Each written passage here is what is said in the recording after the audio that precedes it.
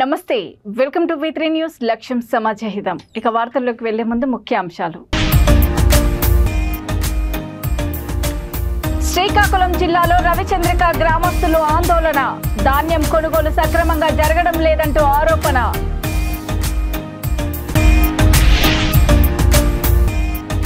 హైదరాబాద్ ఉస్మాన్గంజ్ లో Telangana Ayyappa joint action committee సమావేశం తెలుగు రాష్ట్రాల స్వాములు ఇబ్బందులు పడుతున్నారని కమిటీ ప్రతినిధులు ఆందోళన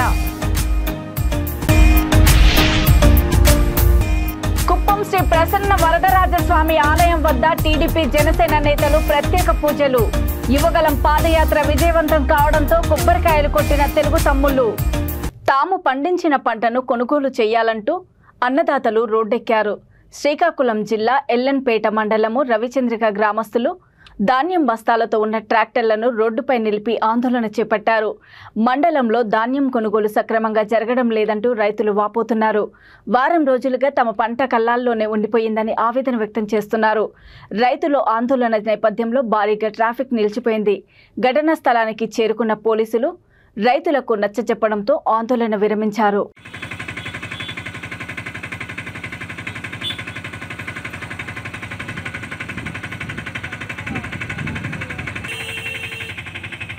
విశాఖ వైసీపీ పార్టీలో ముసలం మొదలైంది 8 మందికి పైగా వైకాపా కార్పొరేటర్లు ఓ హోటల్లో సమావేశమయ్యారని సమాచారం ఎమ్మెల్యే తీరుపై తీవ్ర అసంతృప్తితో ఉన్నారని తెలుస్తోంది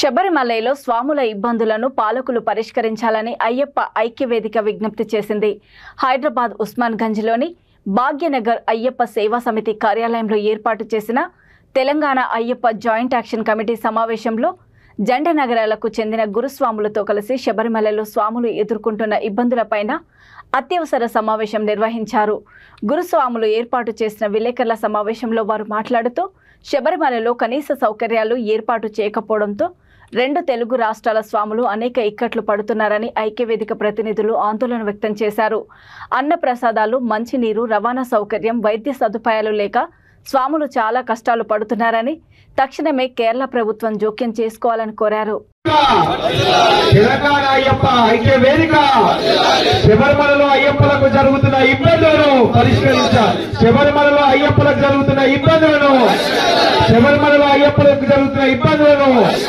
ప్రభుత్వాలు వెంటనే అందించాలి ప్రభుత్వాలు వెంటనే అయ్యప్ప స్వాముల ఐక్యత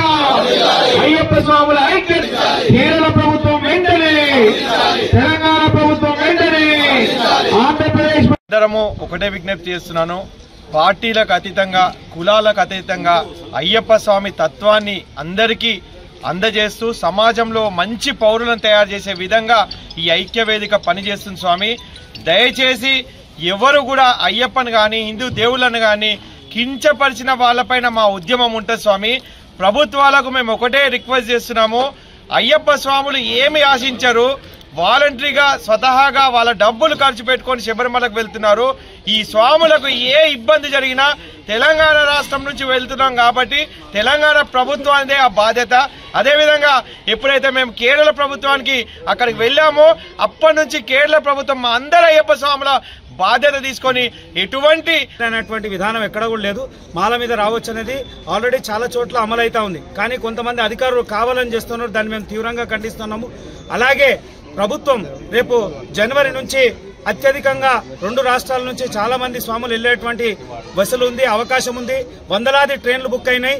యుద్ధ ప్రాతిపదికన తెలంగాణ రాష్ట్ర ప్రభుత్వం ముఖ్యమంత్రి గారు ఇప్పుడున్నటువంటి ముఖ్యమంత్రి గారు వెంటనే స్పందించి యుద్ధ ప్రాతిపదికన నిధులు ఏర్పాటు చేసి అధికారులను అక్కడ పంపించి వెంటనే అక్కడ కనీస అవసరాలు తీర్చాల్సినటువంటి బాధ్యత మన రాష్ట్ర ప్రభుత్వం ఉంది.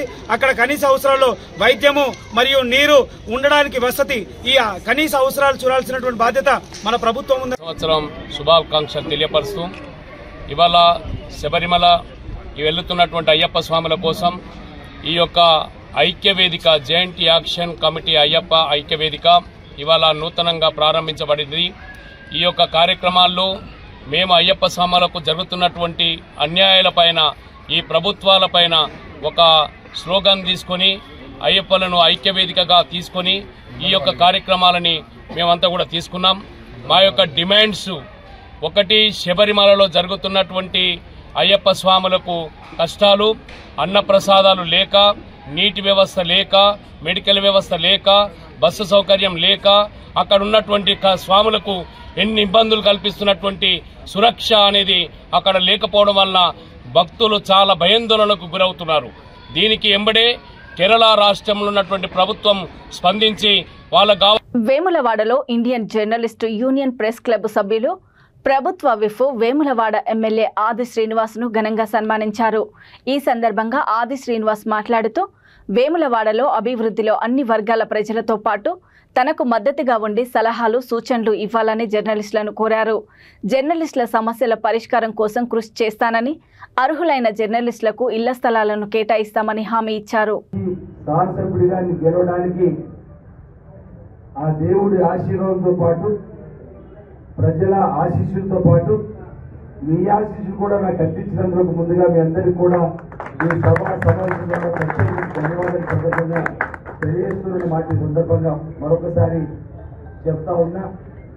ఎన్నికల కంటే చాలా రోజుల ముందే మీ మధ్యలోకి వచ్చి మీ ఆశీర్వాదం కావాలని తీసుకుని పోయినా. గత 30 సంవత్సరాలుగా ఈ ప్రాంత ప్రజల కష్ట సుఖాలు పాల్పంచుకునే అవకాశాన్ని ముందుగా విద్యార్థి సరైన నాయకుడిగా నిజామాబాద్లో పనిచేసి తదనంతరం 2009లో నేను రుద్రి గ్రామం రాగానే గ్రామ కాంగ్రెస్ పార్టీ కార్యదర్శిగా ఆమె పెద్దలు తిరుమలరావు గారు నన్ను ఎంపిక చేసినప్పటి నుండి కూడా వేములవాడ ప్రస్తుతం చందుర్తి తర్వాత 87లో మండలాలు అయినాయి. అదే సమయంలోనే నేను గ్రామ కమిటీ కార్యదర్శి ఎంపికైనప్పుడు కొన్ని అప్పుడే సంవత్సరాలు కొత్తగా చదువుతూ వచ్చాయి. ఎక్కువగా వేములవాడ నుంచే పత్రికలు రాసినప్పుడు అక్కడి నుంచి మోటార్ సైకిల్ వచ్చి అక్కడ ఉన్నటువంటి సమస్యలు మేము మాట్లాడినటువంటివి బ్లాక్ అండ్ వైట్ ఫోటోలు తీసుకుని వచ్చి ఇక్కడ ఇస్తే వీళ్ళు సాయంత్రం పోయి బస్సుకి ఇస్తే తెల్లారి లేకపోతే మరి తెల్లారి పత్రికల్లో సమస్య వచ్చు. అంటే ఆ రోజుల్లో పత్రికల్లో ఏదైనా సమస్య వచ్చిందంటే వెంటనే కలెక్టర్ గారు సంబంధిత అధికారులకు పంపించి ఆ సమస్యను పరిష్కారం చేయడానికి కోసం దోహదపడే విధంగా ఆ రోజు పరిపాలన ఉండే. ఆ విధంగా ప్రజా జీవితంలో ఉన్నటువంటి ప్రజా సమస్య పరిష్కారం చేయడానికి ఒక చక్కటి అవకాశం ఏర్పడింది అనేటువంటిది పత్రికా ద్వారా మాట సందర్భంలో తెలియజేస్తూ, ఆనాటి నుంచి ఈనాటి వరకు నేను పత్రికా సోదరుతోటి ఆనాడు అన్న అంటే ఈరోజు అన్న అంటున్నా, రేపు కూడా అన్ననే సంబోధిస్తా. మీరు కూడా వయసులో పెద్దవాళ్ళు తమ్ముడని పిలవచ్చు, వయసులో చిన్నవాళ్ళు తన్నాన్ని పిలవచ్చు. అని ఆ మాటను ఇంతకుముందు మీరు మాట్లాడుతూ అది తప్పదని అదే విధానాలు పాటించాలి. పదవులు ఈరోజు ఉంటాయి, రేపు పోతాయి. కానీ మన ఆత్మీయ ఆలింగాలు కానీ మన ఆత్మీయ ప్రేమ అనుభవం కానీ ఎప్పటికీ ఉండేటువంటి కాబట్టి దయచేసి అదే ప్రేమతో ఉందామని మాట సందర్భంగా నా శేష జీవితం కూడా వేములవాడలో చెప్పి ఇంతవరకు నేను దేవస్థానం చైర్మన్ ఉన్నప్పుడు కూడా ప్రకటన చేయడం జరిగింది. కాబట్టి రేపు మంచికి చెడుకు రిటైర్మెంట్ జీవితం కూడా వేములవాడలో కూడా ఉండబోతున్నాం. కాబట్టి మనలో ప్రేమ ఇదివరకు ఏ విధంగా ఉందో అదే విధంతో ముందుకు సాగుదాం మాట సందర్భాన్ని మీకు తెలియజేస్తుంది. ఆ రోజు ఎన్నికల్లో మీరు తలుచుకుంటే ఒక్కొక్క 100 మందిని మార్చగలుగుతారని చెప్పని నేను చెప్పడం జరిగింది. మేము మాట్లాడేటువంటి మాటల్లో ఆడియో రూపంలో, వీడియో రూపంలో, అక్షర రూపంలో ప్రజలను చైతన్యపరచడానికి మీరు ఇచ్చినటువంటి సహాయం ఇంత అంతే కాదు. అందరికీ మీ అందరూ కూడా నేను మరొకసారి ప్రత్యేకమైనటువంటి ధన్యవాదాలు తెలియజేస్తున్నా. కీలకమైనటువంటి గెలుపులో మీ పాత్ర ఉంది. మిమ్మల్ని కష్టకాలంలో నా వెంట నడిచేటువంటి మిమ్మల్ని మర్చిపోయే ప్రసక్తి లేదు. తప్పనిసరిగా గుండెలో పెట్టుకునేటువంటి కార్యక్రమంలో ఉంటానన్న మాట సందర్భంగా మీ అందరూ కూడా తెలియజేస్తూ, సరే ఒకరిద్దరికి అభిప్రాయ భేదాలు ఉండొచ్చు, ఒకరిద్దరికి భిన్నాభిప్రాయాలు ఉండొచ్చు నా మీద, అంత మాత్రాన వారిని కూడా దూరం చేసుకునేటువంటి కార్యంతో కాకుండా వారికి కూడా ఈ రోజు కాకపోతే రేపు నా ఆలోచన అర్థం కాకపోతే చెప్పని భావంతో నా ఆలోచనలు చెప్పేటువంటి ప్రయత్నం చేసిన, నేరుగా చెప్తే వినకపోతే మధ్యవర్తితో చెప్పేటువంటి ప్రయత్నం చేసిన, అంటే ఇబ్బందులు అధిగమించడానికి కోసం. నేనేమో అందరి వాడిగా ఉండాలనుకుంటున్నా, అందరికి కావాలనుకుంటున్నా. కొన్ని సందర్భాల్లో ఈ ఒక్క సమస్యనే కదా, ఈ ఒక్కటే పని అయిపోతే బాగుంటుంది చెప్పంటే అది తెలిసిన రోజు మిగతా వాళ్ళు బాధపడుతుంది చెప్పాలని సందర్భంతో కొంచెం కఠినంగా ఒకరిద్దరి దగ్గర నేను మాట్లాడిన మాటలు దయచేసి వ్యక్తిగతంగా తీసుకోవద్దని మాట ఈ సందర్భంగా. టీడీపీ జాతీయ ప్రధాన కార్యదర్శి నారా లోకేష్ చేపట్టిన యువగలం పాదయాత్ర విజయవంతం కావడంతో చిత్తూరు జిల్లా కుప్పం మున్సిపల్ పరిధిలోని శ్రీ ప్రసన్న వరదరాజస్వామి ఆలయం వద్ద టీడీపీ జనసేన నేతలు 101 కొబ్బరికాయలు కొట్టి ప్రత్యేక పూజలు నిర్వహించారు. ఈ సందర్భంగా టీడీపీ కార్యనిర్వాహక కార్యదర్శి సురేష్ బాబు మాట్లాడుతూ, రాబోయే ఎన్నికల్లో కుప్పం నుండి ఇచ్చాపురం వరకు తెలుగుదేశం పార్టీ జెండా ఎగరడం ఖాయమన్నారు. యువగలం పాదయాత్రకు ఎన్ని అడ్డంకులు సృష్టించినా నారా లోకేష్ ఎక్కడా వెనుకడుగు వేయకుండా పాదయాత్రను విజయవంతంగా ముగించుకున్నారని పేర్కొన్నారు. అలాగే కుప్పంలో చంద్రబాబు ఘన విజయం సాధిస్తారని ధీమా వ్యక్తం చేశారు.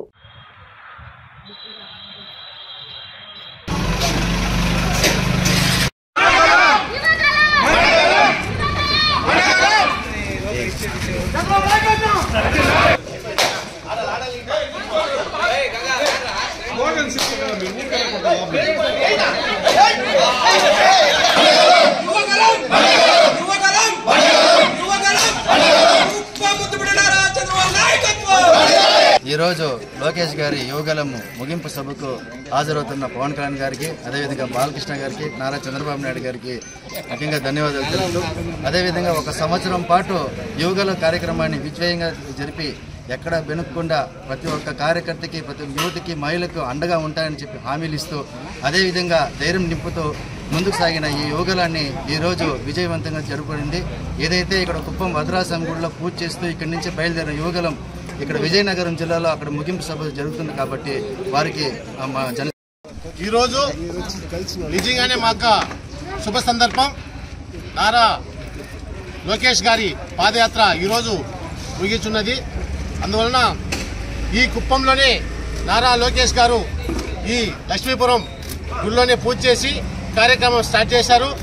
అందువలన ఎన్ని ఒడిదుడుకులు వచ్చినా, ఈ జగన్మోహన్ రెడ్డి ఎన్ని అరాచకాల పాలు చేసినా ఈ పాదయాత్రని ముగింపు చేసేదానికి మా నారా లోకేష్ గారు చాలా విధాలుగా కష్టపడారు.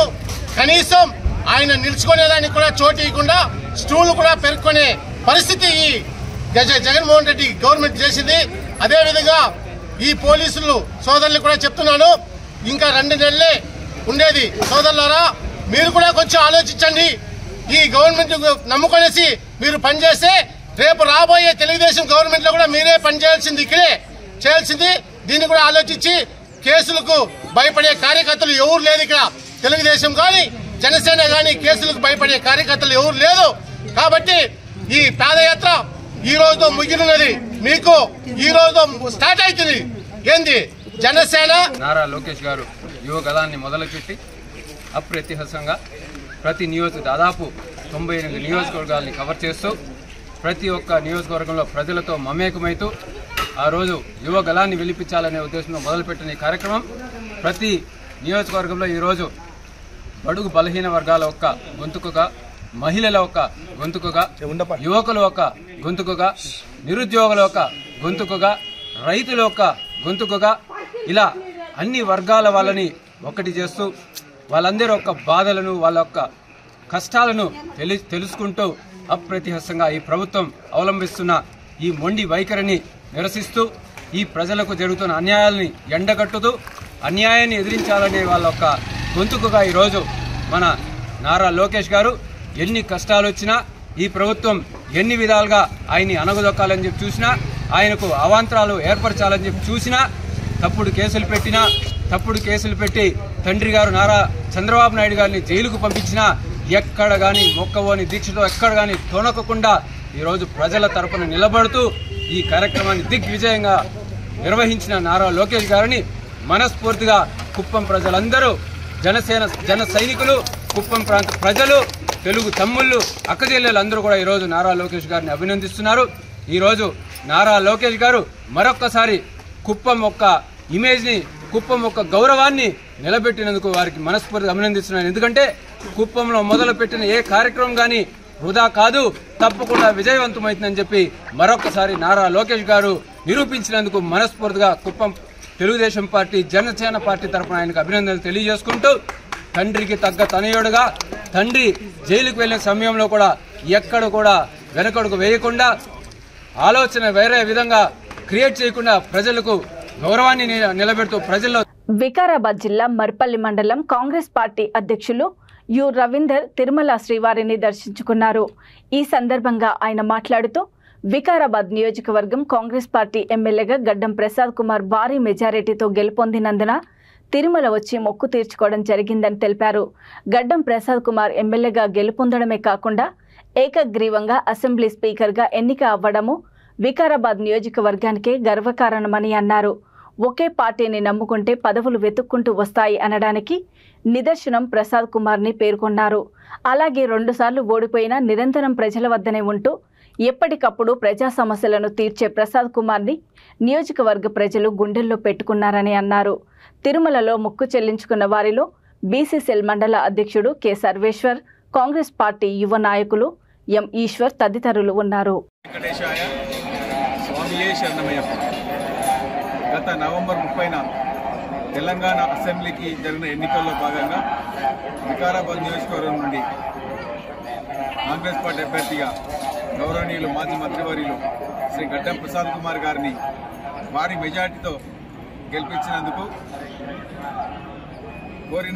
కోరిక మొక్కు తీర్చుకోవడానికి మర్పల్లి మండల కాంగ్రెస్ పార్టీ తరఫున ఈ వెంకటేశ్వర స్వామి తిరుమల సన్నిధికి రావడం జరిగింది.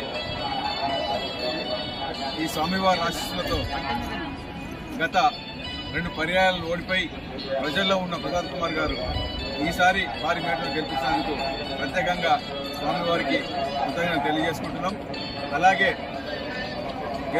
ఎమ్మెల్యే గెలుపొందడంతో పాటు ముఖ్యమంత్రి రేవంత్ రెడ్డి గారు ప్రసాద్ కుమార్ గారికి మంచి ప్రాధాన్యత ఇచ్చి అసెంబ్లీ స్పీకర్గా ఎన్నుకోవడం కూడా చాలా శుభపరిణామం.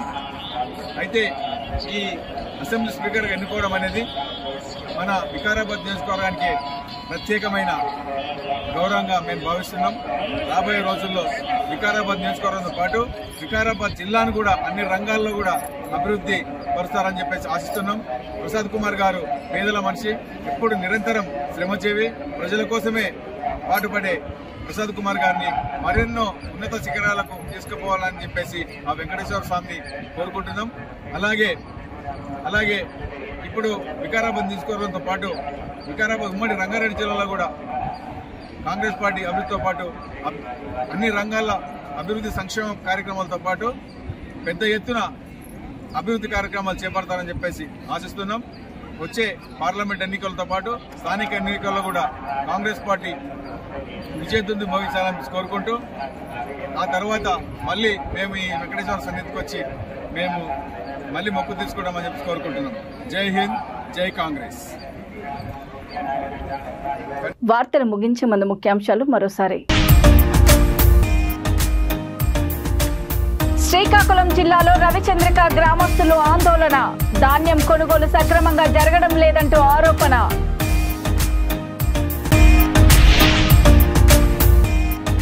హైదరాబాద్ ఉస్మాన్గంజ్ లో Telangana Ayyappa joint action committee సమావేశం, తెలుగు రాష్ట్రాల స్వాములు ఇబ్బందులు పడుతున్నారని కమిటీ ప్రతినిధులు ఆందోళన.